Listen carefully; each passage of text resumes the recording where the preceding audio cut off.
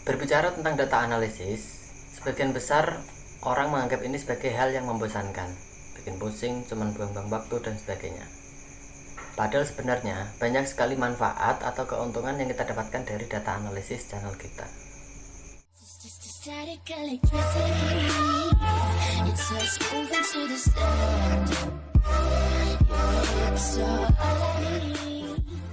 Kalau saya lihat-lihat, banyak sekali para YouTuber pemula yang mengabaikan data analisis. Entah itu karena mereka kurang paham, entah males bacanya, atau mungkin mereka pikir alah ini cuma data dan gak ada manfaatnya. Kenapa saya bisa ngomong seperti itu? Karena saya sering banget lihat channel-channel pemula itu monoton. Maksudnya apa yang dia lakukan sekarang itu tidak jauh berbeda dengan apa yang mereka lakukan sebelum-sebelumnya. Misalnya minggu lalu mereka upload video dan videonya sepi. Minggu ini dia upload lagi dan sepi lagi. Pertanyaannya, kenapa ini bisa terjadi dan terus terjadi secara berulang-ulang? Saya yakin mereka melakukan hal yang sama, dari upload videonya, optimasinya, dan sebagainya. Jadi apa yang sebenarnya harus dilakukan? Sebenarnya simpel. Koreksi salahnya di mana, lalu analisa kesalahan tersebut. Dengan begitu kita bisa menentukan apa yang harus kita lakukan selanjutnya. Lalu di mana kita bisa mengetahui kesalahan yang sudah kita lakukan? Oke, sebelum lanjut, buat yang sedang belajar nge-YouTube atau yang baru bikin channel YouTube, silahkan subscribe dulu channel ini. Di sini saya akan kupas satu persatu masalah seputar YouTube. Dan jangan lupa nyalakan loncengnya juga agar kalian tidak ketinggalan video saya selanjutnya. Oke, lanjut ke pembahasan yang tadi ya. Di mana atau bagaimana caranya agar kita bisa mengetahui kesalahan atau kekurangan yang sudah kita lakukan sebelumnya. Tidak lain tidak bukan, ya di analisis channel kita masing-masing. Di analitik atau di analisis channel, kita akan melihat banyak sekali data seputar channel kita ya. Di sana tertulis lengkap dan sangat detail kesehatan channel kita itu seperti apa. Untuk membaca data analisis sudah saya jelaskan di video yang ini ya. Silahkan nanti cek sendiri. Lalu setelah kita sudah bisa membaca data analitik, apa yang harus kita lakukan selanjutnya? Cari kekurangan channel kita itu di mananya. Apakah video kita tidak mendapatkan rekomendasi, atau sudah mendapatkan rekomendasi tapi rasio klik tayangnya sedikit, yang otomatis membuat view atau penayangan di video kita sedikit juga. Oke, kali ini saya mau cerita sedikit ya. Kemarin, tepatnya 3 atau 4 hari yang lalu, saya kan upload video ya. 1 jam, 2 jam pertama itu cukup puas lah, mendapatkan 40-50 kali penayangan. Lalu setelah 1 hari saya cek lagi, ternyata penayangan video saya itu bertambah ya, menjadi 76. Senang dong pastinya, soalnya biasanya 1 hari itu paling banyak mendapatkan 50, ya sekitar 50-an lah penayangan di video yang baru diupload. Tetapi sehari pertama ini mendapatkan 76 kali penayangan dari 1368 kali tayang di YouTube. Udah lumayan lah, udah senang pastinya kan. Lalu di hari kedua saya cek lagi, ternyata penayangan video saya itu bertambah lagi ya, menjadi 214 kali penayangan. Melihat itu saya semakin penasaran dong. Saya lihat di tayangan dan rasio klik tayangnya. Ternyata video saya mendapatkan rekomendasi dari YouTube dan muncul di tayangan sebanyak 5299 kali. Tetapi rasio klik tayangnya turun menjadi 2,4%. Dari situ saya mulai bingung ya.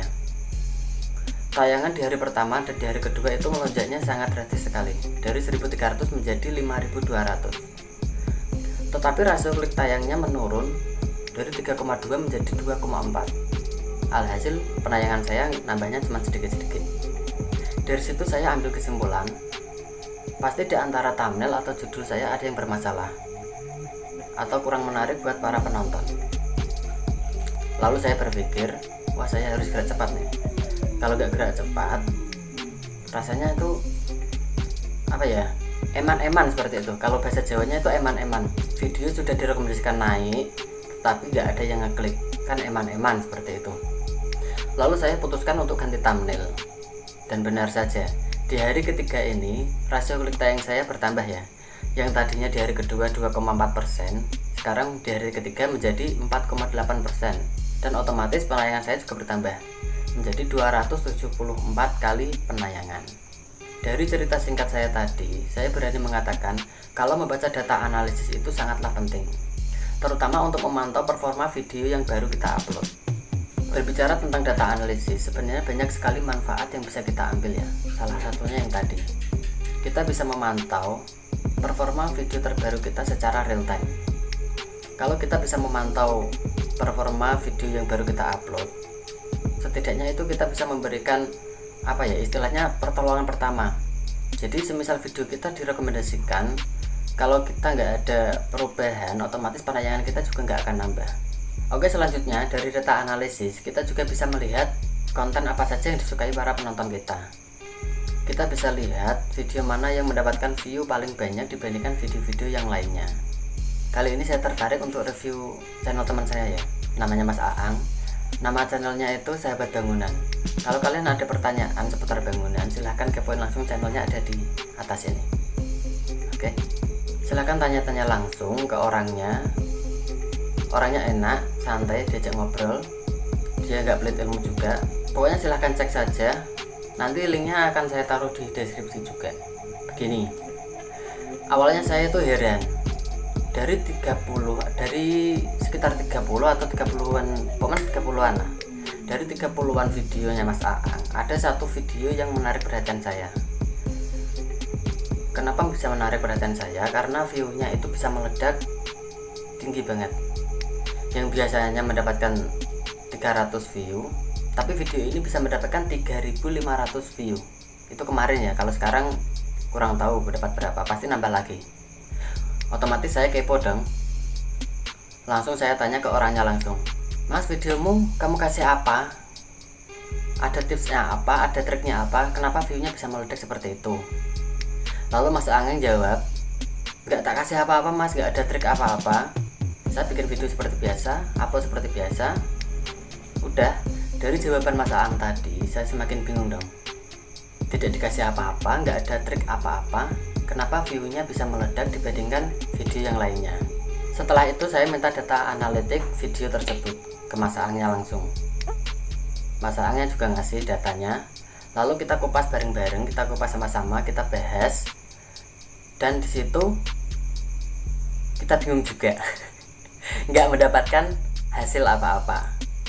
Kita berdua semakin bingung dan akhirnya saya putuskan untuk nonton videonya Mas Aang. Lalu saya dan Mas Aang coba kepoin videonya, dan benar saja ada sesuatu yang mengganjal, ada sesuatu yang menarik di judul videonya Mas Aang yang tadi. Karena di video yang tadi Mas Aang itu menuliskan judul cara membuat kompon gypsum biar tidak cepat keras atau tidak cepat kering. Nah, dari kata-kata tidak cepat keras atau tidak cepat kering itu kan menurut saya unik ya, menarik. Jadi kan logikanya gini, kompon gypsum itu kan paling lama bertahan paling 5-10 menit. Lalu kenapa Mas Aang menuliskan tidak cepat kering? Nah, itulah yang menjadi poin penting, poin yang menurut saya sangat penting ya, menarik perhatian penonton, dan akhirnya penonton mau ngeklik video tersebut. Dari review channelnya Mas Aang tadi, kita bisa menyimpulkan bahwa di data analisis itu banyak sekali data tertulis lengkap dan detail ya. Dari kekurangan channel kita itu seperti apa, kelebihannya seperti apa, itu datanya ada semua. Pokoknya gini, ada akibat pasti ada sebabnya. Video sepi pasti ada sebabnya. Video rame juga pasti ada sebabnya. Tetapi di dalam kasus ini mungkin kita berdua itu nggak nyadar ya apa yang sebenarnya terjadi, padahal semuanya ada datanya. Jadi kita mikir, akhirnya ketemu kesimpulannya apa yang mengakibatkan video itu meledak, rekomendasi meledak, dan akhirnya view-nya juga meledak juga. Dan bukan cuma itu, dari video satu yang meledak, sekarang ada sekitar 4-5 video Mas Aang yang ikut meledak juga. Itu semua berkat apa? Berkat sering membaca data analitik. Dari data analitik itu kita bisa mengetahui kekurangan dan kelebihan channel kita itu di mana, seperti apa. Kita bisa koreksi atau kita bisa tambahi sesuatu yang sekiranya itu butuh perbaikan. atau yang sekiranya itu kurang menarik seperti itu. Jadi kita bisa tambahi biar lebih menarik, biar lebih enak untuk ditontonnya.